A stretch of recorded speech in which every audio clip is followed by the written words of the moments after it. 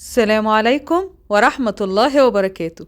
تعالى أقولك إزاي توفري في ميزانية بيتك وتعملي أجمل الوصفات بأقل الإمكانيات. النهاردة إن شاء الله في شوية أفكار حلوة جدا للتوفير هتوفر معاكي كتير، وكمان هنعمل وصفة سهلة وبسيطة واقتصادية غير مكلفة وشكلها تحفة جدا. يلا بينا نسمي الله ونصلي على الرسول ونشوف يومنا النهاردة ماشي إزاي. ده التموين الشهري اللي انا بجيبه كل شهر من التموين. يعني شهر اجيب سكر كتير، شهر اجيب زيت اكتر، على حسب انا محتاجة ايه. فدلوقتي حبيت اوريكم ان انا بجيب بس من التموين سكر وزيت، لان السكر يعني بتاع التموين بيبقى احسن كتير، وكمان بيوفر لان السكر بتاعه كده فيه حبيبات وبيبقى مفيد جدا وبيوفر معانا، يعني بيحلي بسرعة جدا. فانا بجيب السكر وبجيب الزيت من التموين، ما بجيبش بقى ولا رز ولا مكرونة ولا اي حاجة من الحاجات دي. وبما ان رمضان قرب فبنحتاج بقى مشروبات كتير، يعني عصاير، وبنحتاج كمان حلويات كتير. فعلشان كده بجيب السكر بتاع التموين اكتر واخزن ان شاء الله رمضان. كمان رحت فرع بيم، كنت محتاجة كده شوية حاجات بسيطة، يعني أنا ما كنتش رايحة عشان أشتري قوي، بس عديت من جنبه كده فقلت أدخل أشوف في عروض في خصومات ولا لأ. فجبت المكرونة الملكة دي لازانيا. يعني أنا كنت بجيب اللازانيا الإيطالي، بس طبعا الأسعار دلوقتي بقت خرافية، فبقى صعب جدا إن الواحد يجيبها. فقلت أوريكم يعني أجرب معاكم مكرونة الملكة إزاي نعمل بيها لازانيا. وفعلا يعني بالتجربة حلوة جدا، سعرها رخيص جدا. يعني انا لقيت باكت واحد بس، ما شاء الله كل الناس لحقت خدته. فان شاء الله لو رحت تاني هجيب منه لانه سعره حلو، 15 جنيه يعتبر برضو مش غالي. وجبت كمان الصويا صوص كنا بنجيبه ب10 جنيه، دلوقتي سعره لقيته ب24 جنيه. وجبت ملح وجبت مناديل، يعني حاجات بسيطة كده. بس حبيت اوريكم المكرونة. وهنعمل بقى دلوقتي ان شاء الله البصل. دلوقتي في الاسواق سعره عالي جدا، انا كنت جايباه ب5 جنيه وحاطه ومخزنه منه والحمد لله. عندي لسه كميه كويسه، بس حسيت انه هيبتدي يزرع ويبوظ كده لانه خلاص اخر السنه. فقلت لا استفيد منه. البصل دلوقتي ب 12 جنيه وب 14 جنيه، فانا عندي كنت جايباه ب5 جنيه، فبالتالي لازم احافظ عليه علشان ما يبوظش مني. نقيت البصل اللي انا حسيت انه هو هيبوظ معايا، وبما اني هشغل الكبة فقلت خلاص اعمل شوية بصل افرزهم ويبقوا برضو يريحوني ويسهلوا عليا، وبرضو خليهم لرمضان، يبقى ولا هنقشر بقى ولا هنتعب، يبقى عندي البصل موجود في الفريزر اطلع منه. جبت البصل قشرته وبحطه في الكبة وبفرمه، بس ما بفرموش ناعم قوي، يعني بحاول اخليه يحتفظ بالعصارة اللي فيه، ما حاولش انزل ميته، ما فرموش قوي علشان ما ينزلش المية اللي فيه. البصل تخزينه حلو جدا من زمان جدا، وانا بحط البصل في الفريزر بيسهل علينا كتير جدا. يعني لو انتي ست موظفة وبتروحي الشغل وكده، فتقدري تعملي يوم الجمعة البصل وتعملي الطماطم وتعملي تجهيزات وتفريزات، هتوفر معاكي كتير جدا بإذن الله. فأنا عملت كمية من البصل حلوة كده، وهبتدي بقى أحطهم في الأكياس. يعني هم عملوا معايا ما شاء الله 3 أكياس. ببتدي احط البصل وبحاول اخرج كل الهواء اللي في الكيس، وافرد البصل بحيث يكون طبقة رفيعة. كل ما البصل يكون طبقة رفيعة كل ما ياخدش معاكي مساحة في الفريزر، وفي نفس الوقت كمان تقدري تاخدي منه القطعة كده تتقطع معاكي بسهولة. طيب انا دلوقتي عاملة الفريزر بتاع التلاجة، عاملاه للبصل والثوم واللحوم. والفريزر التاني يعني ده برضو انا بقول لكم تجربتي علشان لو حد حب يعمل زيي. الفريزر بقى التاني، انا عندي الفريزر التاني فريزر عادي اللي شافه في الفيديوهات القديمة، مش فريزر ادراج، فريزر عادي صغير كده. كنت جايباه بسعر كويس الحمد لله. ولازم دلوقتي نحافظ على اجهزتنا بحيث ان هي تعيش معانا مدة اطول. فبالتالي بحط الخضار والفاكهة علشان ما يكرفوش، يعني البصل والثوم واللحوم هيكرفوا في الفريزر التاني. فبخلي فريزر التلاجة للبصل والثوم والحاجات اللي هي استعمال ايدي فيها يعني مستمر، علشان انا مخرجة الفريزر من المطبخ ومخلية الفريزر التاني للخضار والفاكهة وكده. فعمل معايا ما شاء الله كمية حلوة من البصل. هعمل معاكم دلوقتي الوصفة التانية.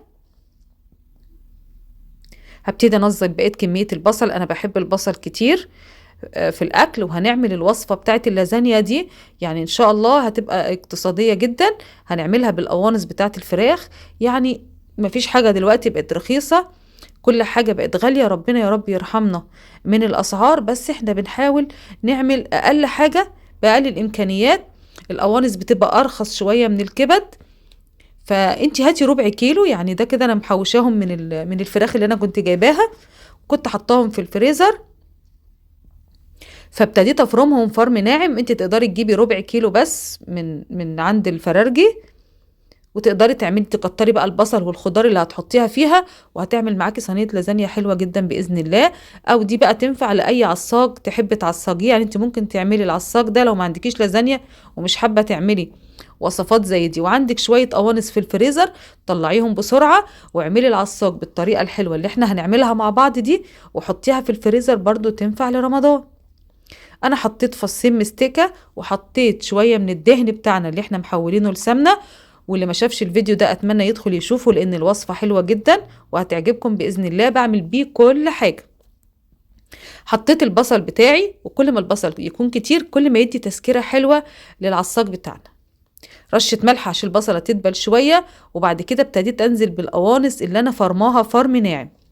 طيب لو انت ما عندكيش كبة، تفرمي القوانص دي ازاي؟ بتقطعيها قطع صغيرة خالص وتحطيها في المطحنة بتاعة الخلاط، برضو بتتفرم بسهولة. بس اهم حاجة قطعيها قطع صغيرة عشان ما تبقاش تقيلة على الخلاط بتاعك.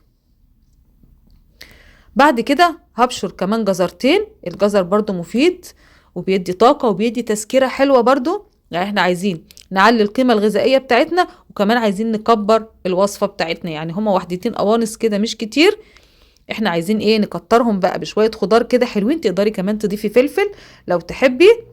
انا ضفت هنا البهارات، فلفل اسود، شوية من خلطة السبع بهارات، حطيت قرفة، حطيت زنجبيل. تقدري بقى تحطي كمان توم باودر، بصل باودر، حطيت كمان شوية كزبرة. وابتديت انزل بالجزر بتاعنا تقلبتين كده، وهحط كمان معلقة من هريسة الشطة. انا ما كانش عندي فلفل اخضر وقتها لما عملت الوصفة دي، بس مش مشكلة، عندك شوية فلفل الوان برضو تقدري تضيفيهم. عايزاها سبايسي كده، يا اما تحطي شوية شطة، يا اما تحطي شوية من الهريسة زي اللي احنا ايه حطيناها مع بعض كده. وابتديت اظبط الملح بتاعي تقلبتين كده، وهنزل دلوقتي المرحلة دي تقدري بقى تعيني العصاج ده تسيبيه يبرد وتحطيه في الفريزر.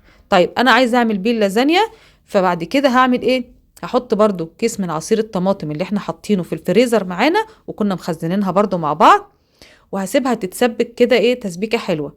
طيب علشان اعقم بقى الكبة بتاعتي، دي البخاخة اللي احنا عاملينها مع بعض فيها خليط اللهلوبة، بعقم بيها وبعقم المكان، وببتدي ارجع كل حاجه مكانها. بصوا انا زودتها ميه، هي اتسبكت كده والقوانص استوت، زودتها شويه ميه عشان انا عايزه الصوص بتاعنا يكون خفيف، لان اللازانيا طبعا مش هنسلقها، فمحتاجه تكون البشاميل بتاعها يكون خفيف، ومحتاجه كمان ان العصاج بتاعه يكون صوصه خفيف.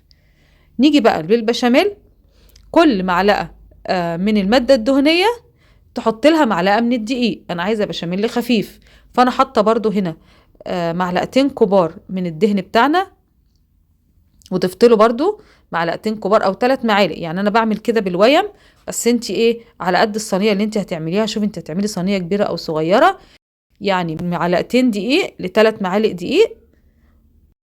وبضيف لهم بقى ده كده نص كيلو من اللبن بما يعادل كوبايتين لبن. ضفت لهم كمان كوبايتين من المية، يعني ضفت المية، وتقدري تضيفي مرقة لو عندك برضو بالطعم حلو جدا. بس انا ما كانش عندي مرقة وما كانش عندي غير شوية لبن صغيرين، فبالتالي كملت الباقي مية وكان طعمه حلو جدا. ابتديت اقلب البشاميل بتاعنا لحد ما يبتدي يتقل معايا، وهضيف له ملح وفلفل، وممكن كمان ترشي رشة من جوزة الطيب. انا عايزة بشاميل خفيف، ودي اللازانيا بتاعتي، وده العصاج بتاعي، وده البشاميل. يلا بقى تعالوا نطبق الوصفة الحلوة دي، واتمنى ان انتوا تجربوها وان شاء الله تعجبكم. مكرونة الملكة سعرها رخيص وطعمها حلو جدا، مش هتفرق عن المكرونة الإيطالي الغالية، يعني الفرق بسيط خالص يكاد لا يذكر، ولكن الوصفة إن شاء الله تعجبكم. هبتدي أحط بقى طبقة من اللازانيا، طبقة الأول من البشاميل وبعد كده طبقة من اللازانيا، وهبتدي أكسر كده علشان عايزة كل الصينية بتاعتي تتغلف باللازانيا، وبعد كده هحط كمان طبقة من البشاميل وطبقة من العصاج، وهكرر نفس العملية. اتمنى ان انتوا تجربوا الوصفة دي، ولو وصلتوا لحد هنا والفيديو عجبكم وافكارنا عجبتكم، اتمنى منكم لو انتوا لسه جداد على القناة تشتركوا في القناة وتفعلوا الجرس وتعملوا مشاركة للفيديو مع اصحابكم علشان الكل يستفيد من الوصفة بإذن الله. وما تنسوش تدعمونا بلايك للفيديو. ويلا بينا نصلي على النبي. اللهم صل وسلم وبارك على سيدنا محمد وعلى آله وصحبه وسلم تسليما كثيرا.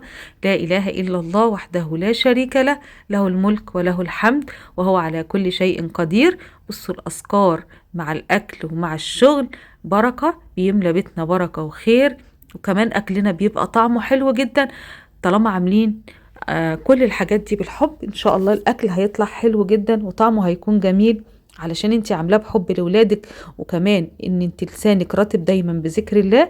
ربنا هيكرمنا ان شاء الله، وبيوتنا هتبقى مليانة بركة بأقل الامكانيات بإذن الله. وكمان هتحسوا بسعادة حلوة جدا في ولادكم وهم بيدوقوا الاكل. بصي لو اكلك بسيط جدا بس عاملاه بحب وطالع من قلبك هيعجبهم جدا بإذن الله. خلي عندك يقين كده ان ربنا ان شاء الله هيفكها، وربنا هيحسن ما بين ايديكي، وحياتك هتبقى احلى باذن الله. جربوا الوصفه دي، من الوصفات الاقتصاديه الحلوه جدا الغير مكلفه. يعني هي تكلفتها مش كتير ومش قليل، بس تكلفتها معقوله في ظل الظروف الصعبه اللي احنا فيها دي. تقدري تعمليها في رمضان، وجبه حلوه جدا وطعمها لذيذ. انا ابتديت اشغل الفرن، يعني على ما الفرن يسخن هبتدي انا اكون طبقت الوصفه بتاعتي.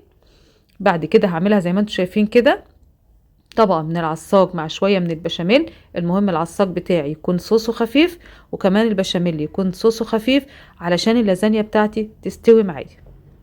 بعد كده هحط لها كده على الوش شوية من جبنة الموتزاريلا علشان بقى تطعم الوصفة معايا.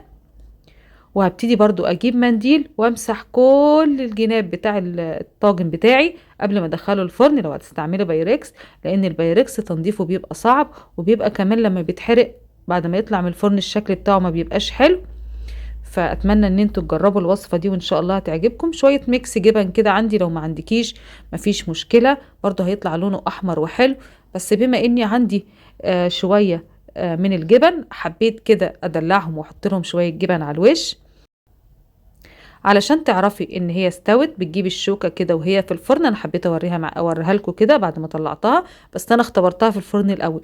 لو الشوكة دخلت معاكي بمنتهى السهولة يبقى معنى كده ان اللازانيا استوت. كانت طعمها حلو جدا. اتمنى ان انتوا تجربوها وتكتبوا لنا في التعليقات لو الوصفة عجبتكم. واشوفكم ان شاء الله في يوم جديد من ايام طباخة مصرية، واستودعكم الله الذي لا تضيع ودائعه. والسلام عليكم ورحمة الله وبركاته.